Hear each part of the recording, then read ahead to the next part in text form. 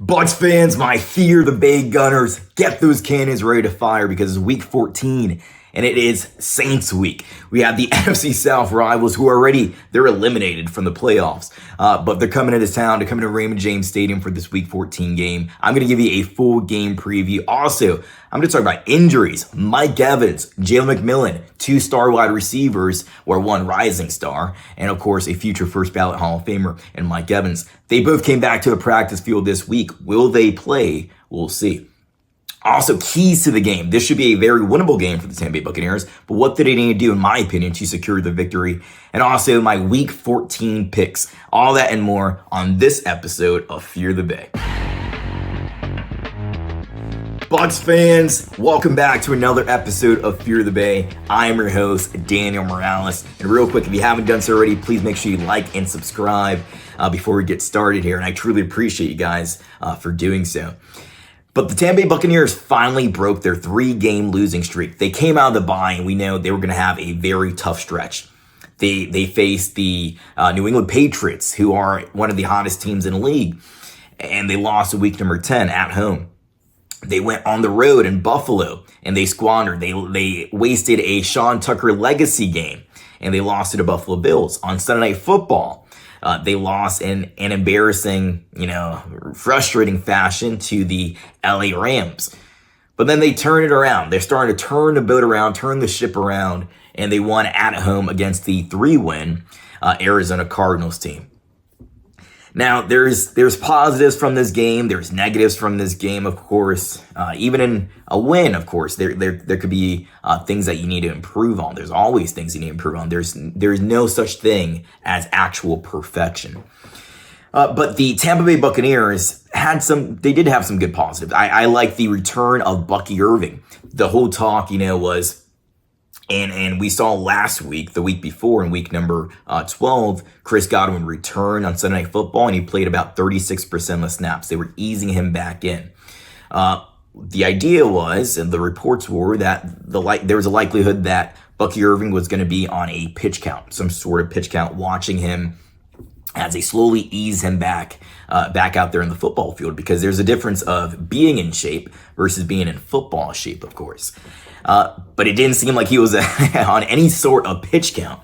He was out there, he was playing, he was the hot hand, and the Buccaneers kept going to him, and it worked. He looked like the Bucky Irving of the rookie Bucky Irving when he was fully healthy, especially later in the season, mid to late season last year.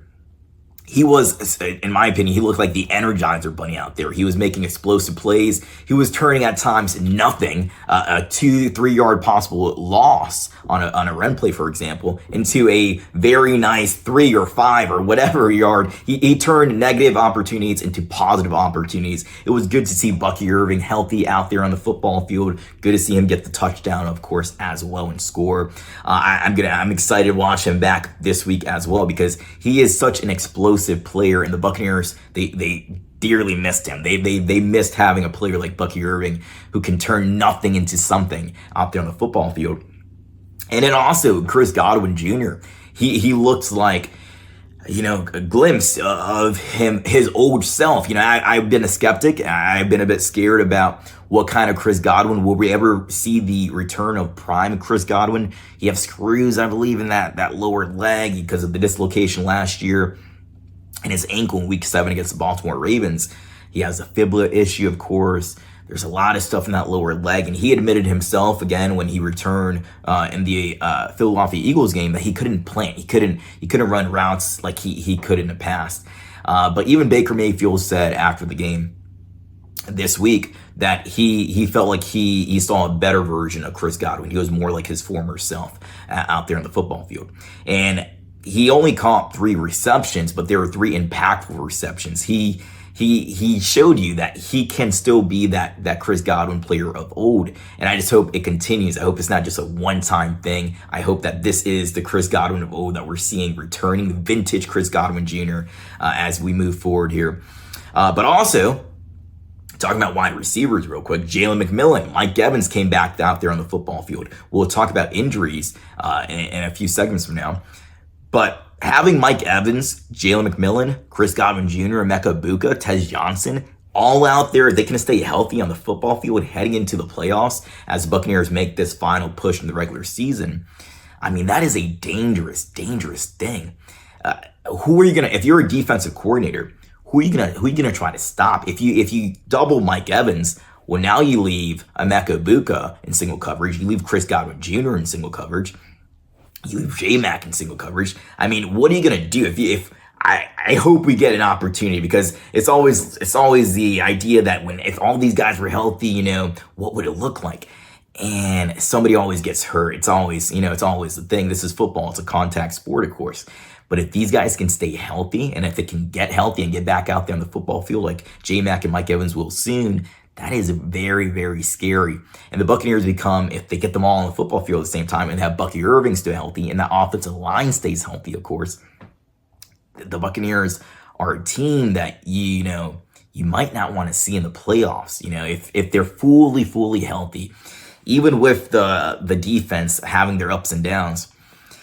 I mean, if they're fully healthy, this is a team that can be a top 5 offense when they're all out there, and they can win a shootout, I believe, if you have all your weapons out there.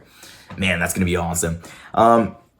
We have, real quick before I get to some of the negatives, we had a Tristan Wirfs big man touchdown. So Tristan Wirfs on the goal line, he slips out, he leaks out, and Baker Mayfield hits him for a touchdown. That was definitely not something on my bingo card. Nobody expected that, of course. I know he's been calling for the football, and he finally gets it in week number 13. And now we got to see a Vita Vea touchdown. I want to see Vita Vea out there, of course. I had the idea in the past of having Desmond Watson and Vita Vea at the goal line, and you have maybe Desmond Watson be the fullback or Vita Vea be the fullback, and Baker Mayfield hands it off to whichever one would be in the running back position, just gets out of there before he gets crushed by that freight train. But it's good to see Tristan Wirfs out there. I love the creativity by Josh Grizzard getting the big man the touchdown. But I left this game feeling like, when this game ended, feeling like there was a lot more to be desired. The Buccaneers didn't perform to the level that I would have wanted them to, and they didn't win in a convincing fashion. Of course, they won 20-17 against a 3-win Arizona Cardinals team. And the Arizona Cardinals, they've been in many one-score games. They took the Jacksonville Jaguars a week before into overtime. They're a 3-win team, but of course they play a bit better. They fight. They still fight for Jonathan Gannon with that football program. But there was issues like missed tackles, for example. Missed tackles, especially early on, the first few drives. Missed tackles were a big issue, and they continued throughout the entire game. Another issue was Zyon McCollum, and I'll talk about him in a moment. But I want to. During the game, it felt like at times the Arizona Cardinals were, and it feels like this almost every week, there's times when the opposing offense just goes down the field and it looks a bit too easy. Like, for example, in this game, the Trey McBride touchdown, it looked way too easy. And when I'm seeing this, it just looks like there's no energy. The Buccaneers defense is flat. There's nobody hyping up this defense, bringing them together, making sure they keep their foot on the gas. And I feel like the Buccaneers are lacking a defensive starter who is also a vocal leader. If you look at the leaders, the starters that the Buccaneers have out there, and especially on defense, the leaders, Levante David is a lead by example type of guy. He's a quiet guy, lead by example. Antoine Winfield Jr., same way. Tyke Smith, same way. Vita Vea, same way. Not much of a talker.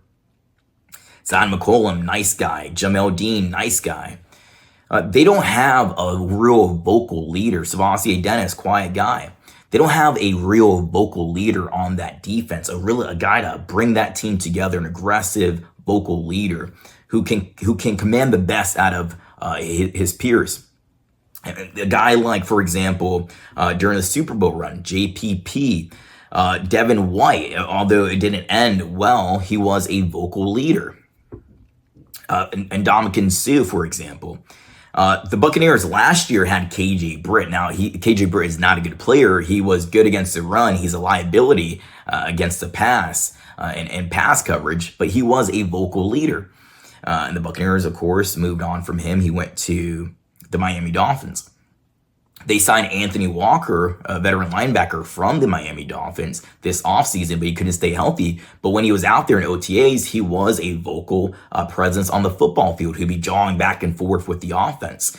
I think the Buccaneers are lacking a true aggressive vocal leader, not a guy who's angry, but a guy who can command the best out of his peers, of course. A guy who can call out, not necessarily in an aggressive, negative way, but hold a guy like Zion McCollum accountable when he's getting bored, according to Todd Bowles, when he's bored out there and he's letting his technique, lack and get sloppy.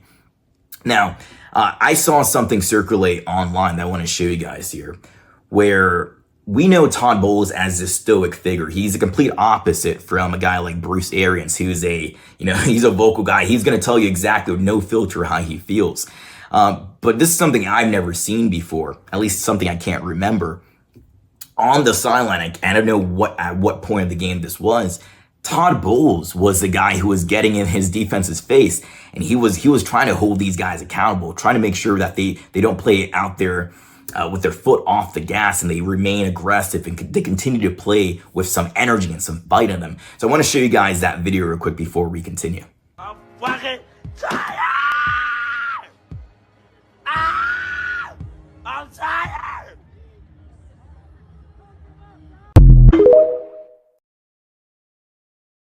I like that. I like Todd Bowles getting in his defense's face and being aggressive, holding these guys accountable. And you can see Levante David, Zion, Jamel Dean, Antoine Winfield, Anthony Nelson, the guys on defense, they're listening to every single word that he's saying, and they respect him. He demands their respect. This guy, I know a lot of Bucs fans don't like him. I know a lot of Bucs fans want to move on from Todd Bowles. And I get it, because every season the Buccaneers go through this midseason slump, and there's always, it's a roller coaster at times. We've seen this movie year after year. And can the Buccaneers win? Of course, with Todd Bowles is a question. Can they win the Super Bowl with Todd Bowles? That's a question. But I like this. I like him holding his guys accountable. You saw Antoine Winfield Jr. nodding his head to whatever he accepted those words that Todd Bowles, his head coach, was saying to him. I like this. I like Todd Bowles being more aggressive. I like him out there holding his guys accountable. But again, I still want to see a defensive player on this team. The Buccaneers acquire a defensive player who is a true vocal leader, and not just a guy who talks like a KJ Britt, but he doesn't back that up with his play, or Devin White, who is a vocal leader but has character issues and drama. But I want to see a guy who they bring in who he talks, but he backs it up with his play. I was listening to Simeon Rice, his conference when he was being inducted before he was inducted into the Ring of Honor, but that same day, and I didn't get an opportunity to watch him play. Okay, I was in diapers when the Buccaneers won their first Super Bowl. But he has a cockiness to him, but he backs it up with his play, or he did back it up with his play. And you just hear him, and he says, I'm the best, blah, blah, blah. And I was the best out there. I won Rookie of the Year, Defensive Rookie of the Year. Nobody made me better. I was already going to be on that path. I was listening to that. I was like, man, this guy, you can only be that cocky. You can only be that guy when you can back it up with your play. I just really hope that the Buccaneers acquire a guy like that. So I still want to see Todd Bowles do that at times on the sideline, but it should also come from some of the players as well, because that feels different. Not when it's just coming from your head coach at times, but also a constant pressure presence inside the locker room, making sure that he's holding his guys accountable and being a true vocal leader, not just a guy who leads by example, but a true vocal defensive presence. And before we move on to the game preview, I just want to quickly touch on Zion McCollum. The Buccaneers, unfortunately, I've accepted this at this point. The Buccaneers have a cornerback need now. Zion McCollum, he's ranked as the 38th best cornerback in the league, according to PFF. He's allowed the 11th most receptions. He has a grade, I believe, of 66, around there, 66.8 overall. They extended him before the season began to this 3-year, $48 million, $16 million a year contract. And they're essentially married to Zion, next year as well because of the guaranteed money. And no team, I believe, is going to trade for a player like this when he hasn't been performing to his contract. But the Buccaneers, unfortunately, do have a cornerback need. They have an inside linebacker need. And maybe that's a bit minimized with the Savasi Dennis part because he's upped his play a bit. But Levante David could walk away this offseason. He could retire, and you have a hole there at inside linebacker. The Buccaneers need a edge rusher. It's not going to be Hassan Reddick, unfortunately. The $14 million man, Hassan Reddick, he's not that guy. He has 1.5 sacks this season when he's healthy.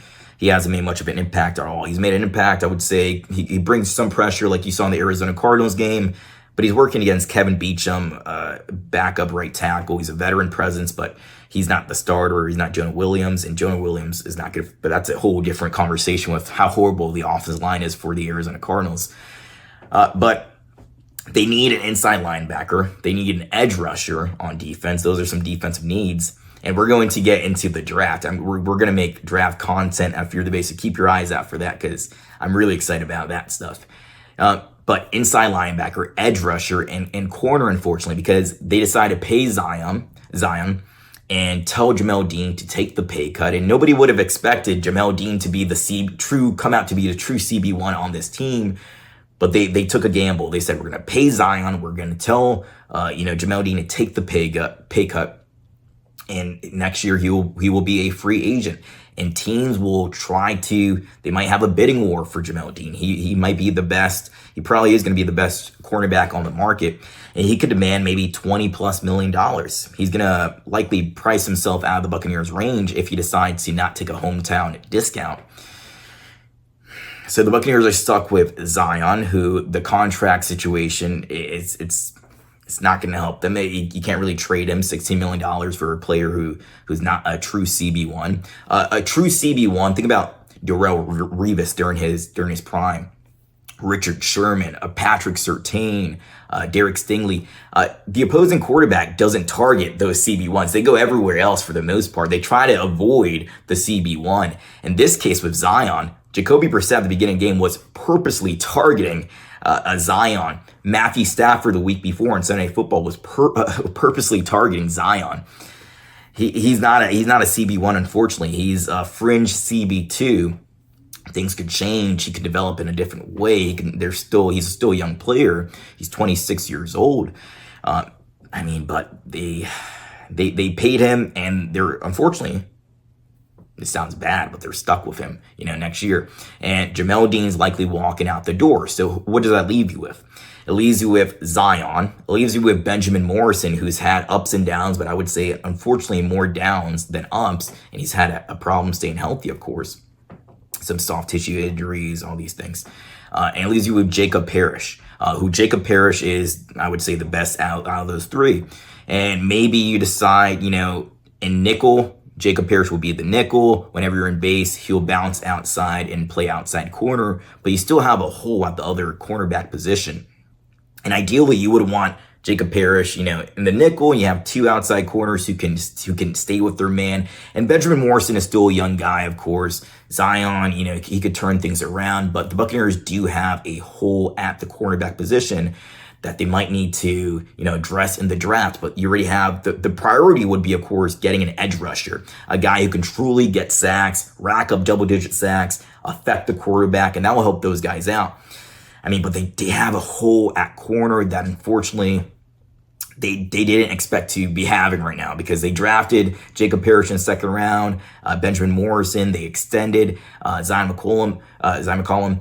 These were their three guys for the future, of course, and they told Jamel Dean, hey, you can't stay healthy, you can't catch any interceptions, which this season he can catch them.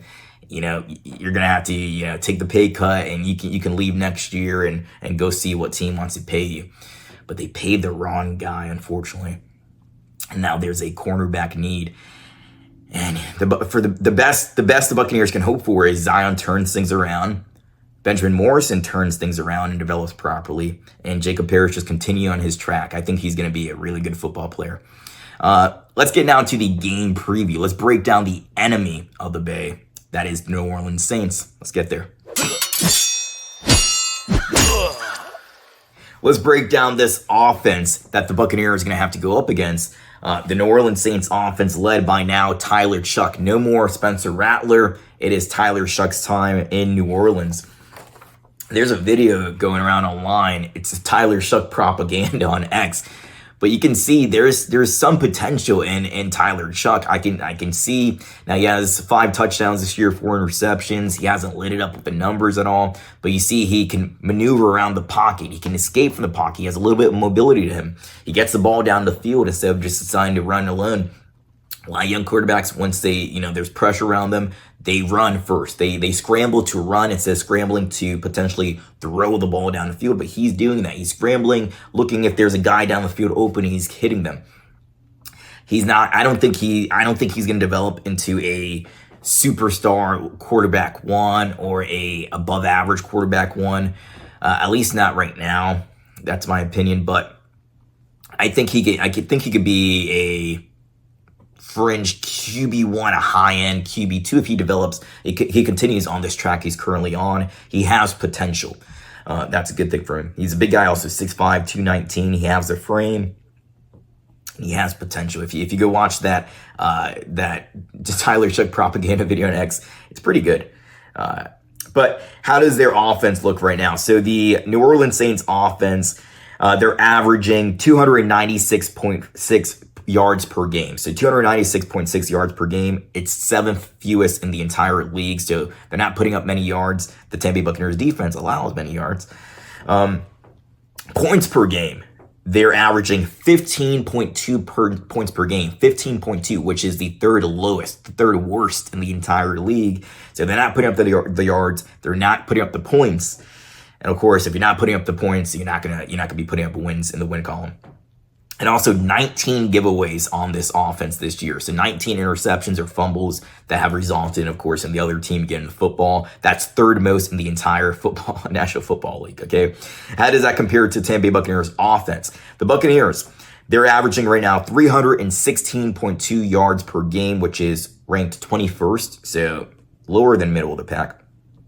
23.3 points per game, which is tied for 16th, middle of the pack there. And only 9 giveaways. So that's been a good thing about the Buccaneers offense this year. They're not putting up the points like they did last year under Liam Cohen. They're not putting up the yards, but they're at least not giving the ball away. They're keeping the ball safe in terms of interceptions and fumbles. So only 9 giveaways this season is tied for 5th fewest in the entire league so far. All right, so we talked about Tyler Shough. He's taking over. Remember, the Buccaneers faced the New Orleans Saints in week number 8. Spencer Rattler wasn't performing too well. They benched him. There came in Tyler Shough. Alvin Kamara, his running back, he's not the Alvin Kamara of old. You have to respect Alvin Kamara still, but you don't have to fear Alvin Kamara anymore. It's kind of a sad thing to see the running backs age, but that's why once a running back hits 29, 30, it's kind of the end of their line, unfortunately. And in most cases, of course. But on the ground this year, Alvin Kamara has put up 471 yards, which ranks 31st among running backs. He's averaging 3.6 yards per carry, which is the lowest in his entire career. Only 1 touchdown on the season. In terms of in the air, because Alvin Kamara is a guy who can do it both on the ground and in the air, of course. He's probably a more dangerous receiving threat. That's been where he's made his bread and butter throughout his career. He's had 39 receptions this year, 39 targets, 33 receptions for 186 yards. Hasn't put up too much in the air. And he's averaging 5.6 yards per reception, which is also the lowest in his career. So he's averaging the lowest yard per carry average in his career and also the lowest yard per reception average in his entire career. So again, you got to respect Alvin Kamara still because he can, any of these guys can be dangerous any given week, but you shouldn't fear Alvin Kamara anymore, unfortunately. All right, so at the wide receiver position, there's been some shakeups. So they traded Rashid Shaheed. He was their speedy wide receiver, their return specialist. He got sent to Seattle. Brandon Cooks got released. He wanted to part ways with the team. They mutually agreed it's best for the two sides to move on since he's been picked up by the Buffalo Bills. But really, it only leaves Chris Olave. Chris Olave and Mason Tipton. They do have Trey Palmer, but he's on AI. They have Jalen Polk, but he's on IR. IR for Trey Miller. I'm sorry, Trey Palmer. But Chris Olave is their only true dangerous wide receiver. He's a true wide receiver one. This season, he's had 115 targets. If he gets 24 more, that'll be the most in his entire career. So he should be able to do that. He will get the most targets he's ever received if he stays healthy. 73 receptions, 781 yards this season, and 5 touchdowns. So he's still dangerous. He does have, though, a career low in terms of yards per reception. So he's averaging 10.7 yards per reception. That's the lowest in his career. And also yards per target. So when they're targeting him, where is that ball most, how far down the field is he? On average, he's 6.8 yards down the field. So yards per target is averaged to be about 6.8 yards. So that happens when he's getting targets, but when he has poor quarterback play, Spencer Rattler, Tyler Shuck, not, true, really good wide quarterback ones, you're going to have those types of issues. Juwan Johnson, he's the tight end. I like Juwan Johnson. He's a good tight end. This season, he has 75 targets. That's a career high for him. 54 receptions. That is also a career high. And 575 receiving yards. That is also a career high. So he's having a career year for himself. He has 3 touchdowns this season, and over the last 5 games, he's averaging about 52.2 yards per game. All right, on the offensive line, I like their young tackles. I like Kelvin Banks Jr. I like Talise Fuga at right tackle. They have a good left tackle and a good right tackle. They traded away Trevor Penning. They traded him to the left guard. They traded him away to the LA Chargers. He's a versatile offensive lineman. He could play tackle. He could play guard. Very versatile. But he's been sent over to the Los Angeles Chargers. They have Cesar Ruiz at right guard. Dylan Radunz at left guard. He's filling in for Penning now. But the center, he's been a nice acquisition. They traded him from the Jacksonville Jaguars, and their center is playing better, unfortunately, than Graham Barton. But Graham Barton has an issue, of course, throughout the season where he's not getting much help from the interior offensive lineman, the right guard and the left guard, because of injuries. But Luke Fortner, he's been a very good pickup for the New Orleans Saints. This season, he's ranked as the 9th best center, according to PFF. He has a PFF grade of 74.6. He has a pass blocking grade of 78.1, which is 3rd among all centers. So he's the 3rd best pass blocking center, according to PFF. And in run blocking, he has a run block grade of 72.9, which is the 10th best for centers in the entire league. He's allowed 0 sacks, 0 QB hits, and 5 pressures throughout the entire year since he took over for Eric McCoy, and he's only committed 1 penalty. So on offense, the left tackle was good, center for the Saints with Luke Fortner, and also the right tackle. So that's their strength on the offensive line. You have weaknesses at left guard and right guard. Alvin Kamara, you got to respect him. You don't have to fear him. And then at the wide receiver position, it's Chris Olave and a cast of wide receiver 3s and wide receiver 4s, if they barely even account for that. They're more wide receiver 5s. And then Juwan Johnson, you always got to respect him. Let's get now to the defense of the New Orleans Saints. Bucs fans, want to know how you can help this channel, Fear the Bay, continue to grow and expand? Well, all you have to do are 3 simple things, and they're absolutely free. And what are those things, you might be asking? Well, like, subscribe, and comment. Like, subscribe, and comment. When you do that, when you engage with the content, what happens is YouTube's algorithm continues to push this content out to more phenomenal Bucs fans like yourself. So please, if you have not done so already, like, subscribe, and comment. Those things help me out tremendously, and they help our channel, they help our community continue to grow and grow and grow and expand to brand new heights. Let's get back to the video. We definitely do not want to miss that. On defense, this is a defensive unit that's been able to stay healthy for the most part, and they have a good mix of veterans and younger players on that side of the ball. They're allowing the New Orleans Saints defense, who Josh Grizzard and Baker Mayfield, of course, they're going to have to scheme up and go up against. The New Orleans Saints defense is allowing an average of 314 yards per game. That is 12th most in the entire league. Points per game. The New Orleans Saints are allowing 24.6 points per game, which is the 11th highest among all defenses. And in terms of takeaways, they've gotten 14 takeaways this season, which is tied for 15th best in the league. So middle of the pack there, but not too far off of the Buccaneers. The Buccaneers defense has taken the ball away 18 times. So the New Orleans Saints just have 4 fewer takeaways. In terms of yards allowed per game, the Buccaneers are averaging they're allowing more yards per game on defense, and that's been an issue throughout the entire year. It feels like the opposing offense is just pushing it down the field. They're able to get down the field. It feels easy. It's kind of a bend but don't break defense. The Buccaneers defense is allowing 344.9 yards per game, which is 30 more yards allowed per game than the Saints defense. And the defense for the Saints is the strength of that team. They're allowing also 25.1 points per game, so that's more than New Orleans Saints. The New Orleans Saints are averaging 24.6 points per game. And then takeaways, that's where they get the better of the New Orleans Saints. Again, they have 18 takeaways. So as I mentioned, this New Orleans Saints defense has been able to stay healthy for the most part.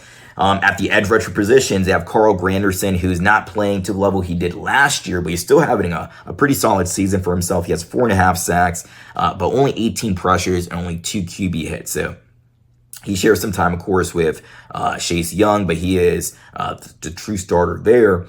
And Cam Jordan. Cam Jordan has revived himself. He's an old guy. He's in his 15th season, but he's playing pretty well this season. So in 2023 and 2024 combined, over the previous 2 seasons, Jordan has amassed a total of 6 sacks. But this season, he has a total of, It's 6.5 sacks. So he's had more sacks combined than the previous 2 years just this year alone. So he's doing really good for himself there. 22 pressures, 1 forced fumble. So Cam Jordan, older guy, he likes to run his mouth against the Buccaneers and all the opposing teams in the NFC South. But he is putting up the numbers to back up what he's saying. And inside of the defensive line, the interior defensive line, Devon Gotchitz, he's the veteran. He's in his 9th year. He's a better run blocker than he is a pass rusher. PFF has him ranked as the 109th best defensive lineman out of 121. So he's pretty low on the pack there. And then Brian Breesy. Brian Breesy is a guy who had 7.5 sacks last year. This season only has 2.5 sacks so far, but he is a guy who can get to the quarterback that you always have to respect. Inside linebacker, Demario Davis and Pete Werner. Pete Werner, not too good of an inside linebacker, but Demario Davis, just like Cam Jordan, he's having a really good year for himself also. So Demario Davis, 14th season. He is, I believe, 36 years old. He has a PFF grade of 81.6 overall. That is 7th best. He's ranked as the 7th best inside linebacker at the age of 36. Really good. He has 80 solo tackles, which is 3rd most for inside linebackers, and then 2 forced fumbles. So he's having a really good season there. In the backfield, Kool-Aid McKinstry, Alontae Taylor at outside corner, Isaac Yiadom at the nickel. Those guys are having okay seasons. Alontae Taylor has been a bit of a liability, though. He is allowing Alontae Taylor, one of their outside corners, their CB2, is allowing a completion percentage that I thought was insane, 71.9 completion percentage. So 71.9% of the passes that are targeted his way, he's allowing. That is almost 3/4. That's, if you throw it his way, it's most likely going to end in a reception for your wide receiver. So that's good for Baker Mayfield. Isaac Yiadom, he has a PFF grade of 49.2, and Isaac Yiadom, he's allowing an even higher completion percentage than Taylor. The nickel corner, Yiadom, he is allowing a completion percentage which is so high, it's insane, 92.9. Isaac Yiadom, the nickel corner for the Saints, is allowing a 92.9% completion percentage when quarterbacks are targeting whatever receiver he's covering. That is wild. Justin Reed, he's a veteran safety back there. He's having an okay season, but a low season for him. He has a PFF grade of 63.4 overall. He has 1 interception this season, 2 pass breakups. And then Jonas Sanker, he's the rookie safety. He was their 3rd round pick this year in the draft out of Virginia. He has a PFF grade of 56.8 overall, which is 73rd among the 95 qualifying safeties. So he's ranked 73rd among 95 qualifying safeties. He has 1 interception, 3 pass breakups. He's allowing a completion percentage of 60%, which is decent. But he has 12 missed tackles. But he does have 1 forced fumble, so that's good for him. At the kicker position, they got rid of their kicker, Blake Grope. And now Charlie Smith is the new kicker for them. He's part of a foreign player international program that they brought him over. He was with this team last year on the practice squad. He started last week. He was their starting kicker. They were trying to decide between him and Cade York. They went with Smith. He kicked 1 field goal last week. It was a 56 yards, and he made it. And then for lastly, Kai Kroger, he is their punter. He's a rookie punter. He's punted the ball 44 times this season. 16 of those have ended inside of the 20. His longest punt this season is 61 yards. So he's doing pretty good for himself there. So that is the enemy of the Bay. That's the offense. That's a defense, the special teams that the Buccaneers are going to have to match up against. Now let's get to the injuries for your Tampa Bay Buccaneers. This week, the Tampa Bay Buccaneers open up the practice window, the 21-day practice window for Mike Evans and Jalen McMillan. These 2 guys are going to be back soon, and that is something that I'm sure Baker Mayfield, he's grinning ear to ear. He doesn't need a Christmas gift. His weapons are coming back out there on the football field. Here we got Chris Godwin Jr. back 2 weeks ago. We got Bucky Irving back last week, and now Jalen McMillan, who had 8 touchdowns last year as a rookie. I think he's an underrated wide receiver. He's a promising young star in this league. He's part of the future wide receiver 2 on this team once Chris Godwin Jr. and Mike Evans retire, with Emeka Egbuka as their wide receiver 1 and Jalen McMillan as a wide receiver 2. But he's going to come back soon. Is it this week? I don't know. But he's going to come back soon. And then also open up the window for, of course, Mike Evans, who broke his collarbone against the Detroit Lions. Rakeem Sin was on top of his back. Bad landing. Breaks the collarbone, unfortunately. But both of those guys return to practice this week in a limited capacity. Now, we don't have the final Friday injury report yet, of course, because it's Thursday at the time of this recording. But we'll see officially if Todd Bowles believes that these guys would be back out there. I know Ian Rappaport was stating that there's a realistic chance that Mike Evans might be able to return back to the football field. In my opinion, I don't know if that's going to be this week because he's practicing in limited capacity. I think Friday will tell us a lot more. But if he doesn't return this week in Week 14 against New Orleans Saints, I think there's a pretty good chance that he will return in Week 15 against the Atlanta Falcons on Thursday Night Football. But they're healthy. If Mike Evans can get the okay from the medical team, I'm sure he'll be out there. And there's still a chance that he can beat the Jerry Rice 1,000 consecutive yard, 13 consecutive yard seasons, or 12 consecutive yard seasons this year. He needs an average, though, in the final 5 games. He needs to start this week, and he needs an average, I believe, about 172 yards per game. And if he gets that, if he's able to somehow still come back and manage to get the 1K yards, I think there's such a slim chance. But I think he officially will be the greatest wide receiver of all time. What an ending to his story. If he broke his collarbone, nobody knew if he was going to be able to come back this season. If he did, it was likely going to be for the playoffs. And he comes back with 5 games left and still puts up the record. He would need monster games. And Baker Mayfield would need to force feed him the football, but that would be insane. The scary thing this week, though, on the injury report is Tristan Wirfs not being out there. So they're getting these guys back, okay? But then there's more injuries to be had. Tristan Wirfs is dealing with an oblique injury. Wednesday, it was a walkthrough. He did not practice. Thursday, regular practice, he did not practice also, did not participate.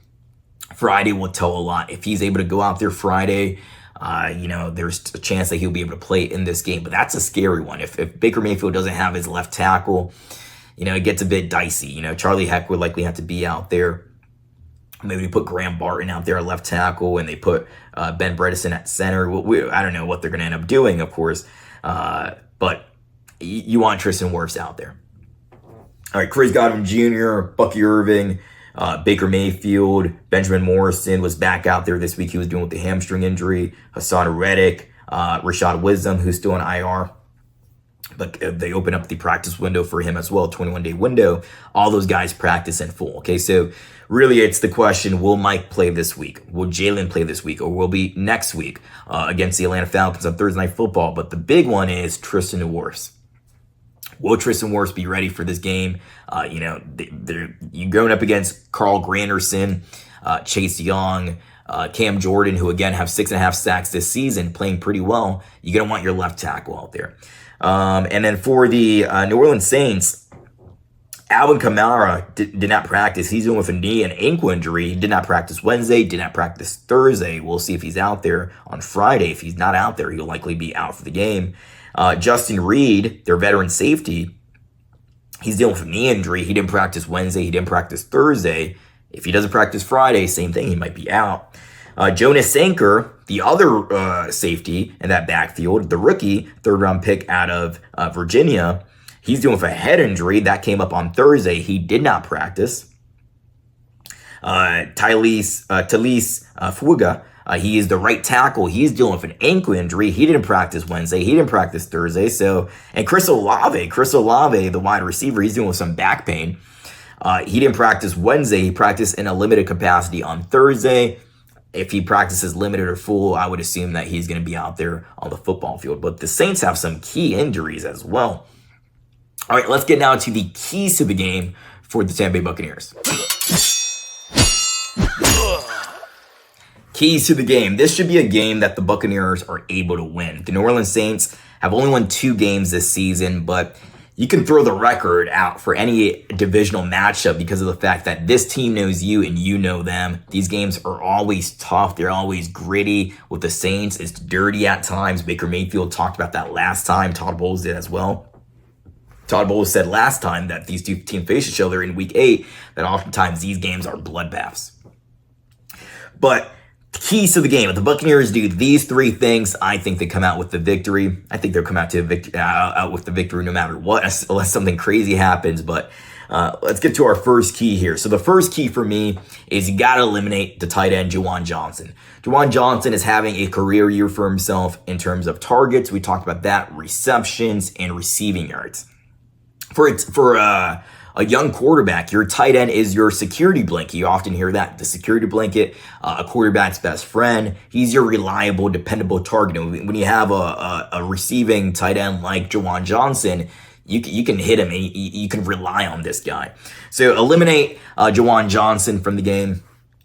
I know Chris Olave is the biggest receiving threat, but I feel like if I was Todd Bowles and I'm scheming, if I need to eliminate one player, I'm eliminating Juwan Johnson. And that's going to be on Levante David, of course, across the middle of the field, Savasi Dennis, Tyke Smith, the safeties. It's going to be on those guys to really limit and minimize the impact of Juwan Johnson, who, again, is having a good season for himself, career highs in targets, receptions, and yards. And for Bucky Irving, sorry, for the second key, it's Bucky Irving. It's getting Bucky Irving involved more. He was involved last week in the offense. And he saw how energized the offense was. He was like the Energizing Bunny, as I stated earlier. He was explosive out there. He looked like his former self out there. You know, you just love to see. He was making nothing to something oftentimes. So for me, the second key to the game is get Bucky Irving involved early and often. It was so good to see him back out there. I want to see him even more involved in the offensive game plan this week. All right, and the final key to the game is for the defense to clean up the missed tackles. The missed tackles, there's no excuse for missed tackles. I mean, if you got to wrap your arm, I know it's hard. It's easier, saying it from a position like me when I'm sitting down and I don't have to tackle 260 pound guys, right? Or a big linebacker. I'm sorry, a big tight end like Juwan Johnson, or for Seattle, an A.J. Barner, 6'6", 240, 250. But the defense, this way you get paid to tackle guys if you're on defense. You got to stop the opposing receiver from advancing, or the running back from advancing. You got to wrap up your guy. You got to bring your guy to the ground. It's simple.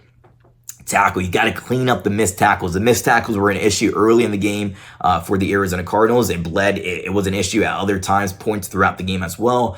Clean up the missed tackles. So again, my 3 keys to the game: eliminate Juwan Johnson. For a young quarterback, again, a tight end is a safety blanket.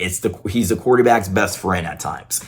So eliminate Juwan Johnson from this football game, or minimize his impact as much as he can. Get Bucky Irvin involved early and often. He looked great out there last week. Good to see him back.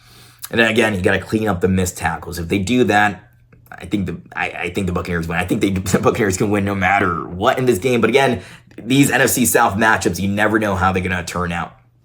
The Panthers beat the Rams last week. How about that? I didn't know. I think nobody expected that unless you were like a diehard Panthers fan. But the Panthers, they're not going to just sit quietly while the Tampa Bay Buccaneers try to turn around, their season from the 3-game losing streak they had. They're going to try to, compete with the Buccaneers for that first a seed in the NFC South. They're on the bye week this week, but they are going to see the Buccaneers twice, again, as we close out the season here. But the Buccaneers, they control their own destiny if they continue to win. You got to continue to win. And the Carolina Panthers won't be an issue if you continue winning. You beat them when the time arises to. All right, let's get now into the keys. I'm sorry. Whoa. We already did the keys to the game. Let's get now into the picks. All the picks of all the Week 14 games across the NFL. I'm going to give you my picks. I'm going to give you Adam Slivon's picks. Great, intelligent guy there. But I'm going to give you our picks for this week. Let's get there now.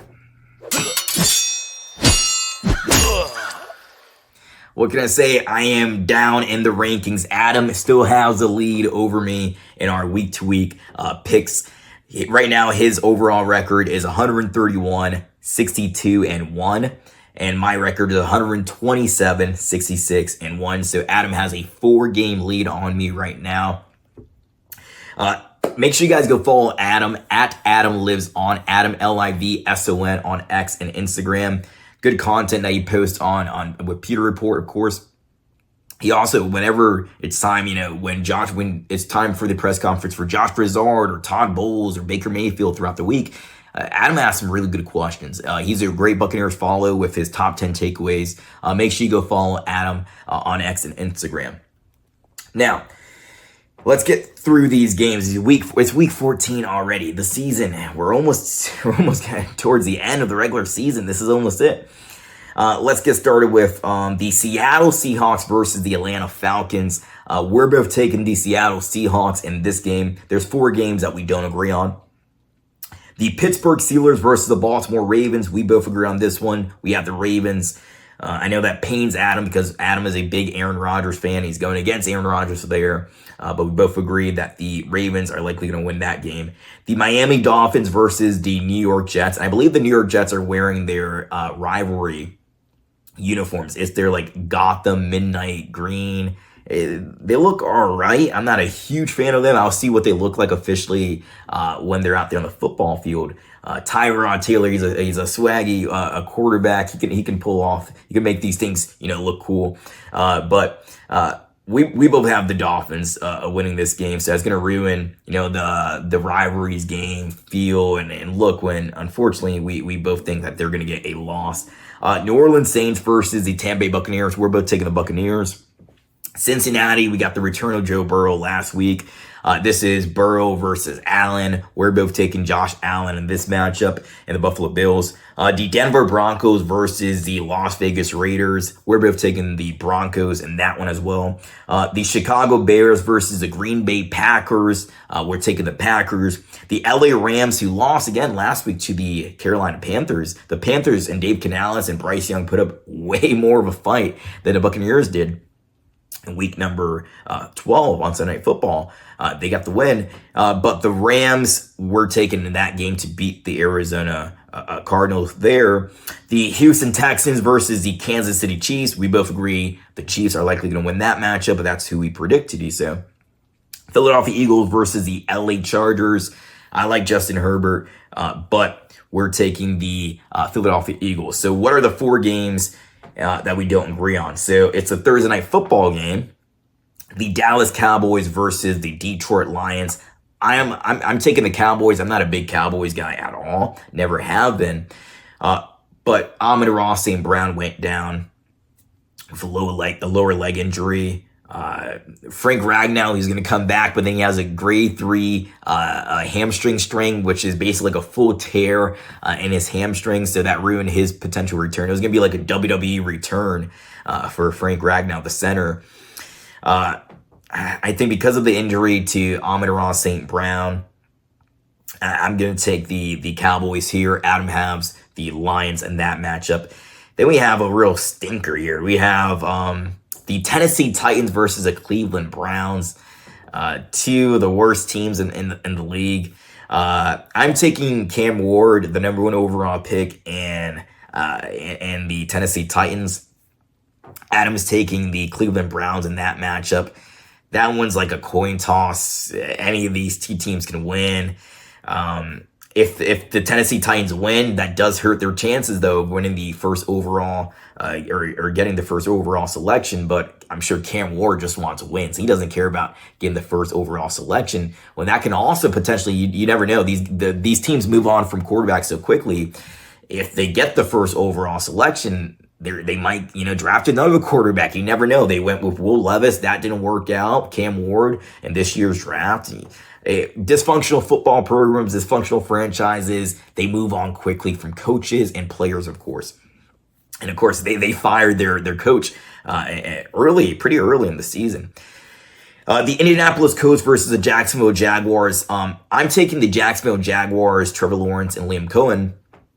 The Colts are the better team, but Daniel Jones is dealing with a fibula injury. I saw this week some practice footage of him. He looks pretty ginger out there. He's being pretty that lower leg injury looks like it's messing with his footwork and his movement. So because Daniel Jones is not 100%, I'm taking the Jacksonville Jaguars. Adam is taking the Indianapolis Colts. And then the Washington Commanders versus the Minnesota Vikings. This one is another stinker. You have Marcus Mariota versus J.J. McCarthy, 9.